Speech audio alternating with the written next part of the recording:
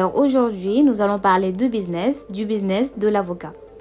La culture de l'avocat en Afrique est promise à un bel avenir selon les agriculteurs et scientifiques.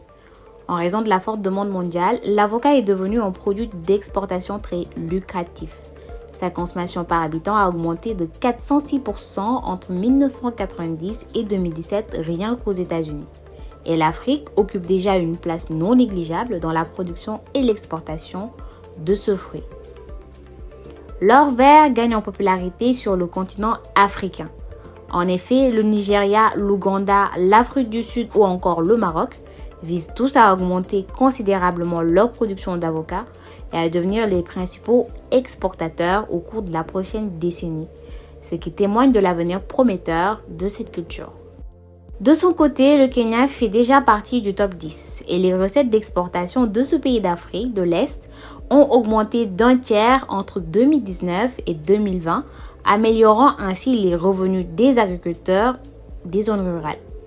Mais le fruit recherché est sujet à de nombreux débats en raison de la forte consommation en eau de l'avocatier.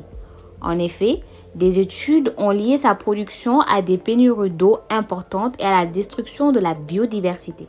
Par ailleurs, les problèmes environnementaux ont jeté une ombre sur la culture commerciale des avocats dans les principaux pays exportateurs d'Amérique latine comme le Mexique et le Chili. L'Afrique devrait-elle craindre de subir le même sort, le manque d'eau, la réduction de la biodiversité? Apparemment non. Selon les agriculteurs et les scientifiques, d'après eux, la culture de l'avocat en Afrique est promise à un avenir meilleur. En raison de l'accent sur les petits exploitants et des régimes de plus bénéfiques, la production de cette culture devrait être moins nocive pour l'environnement que sur le continent américain. Dans une autre vidéo, je vais vous parler de la culture de l'avocat, comment on cultive l'avocat de A à Z. Restez connectés, prenez soin de vous et à très bientôt.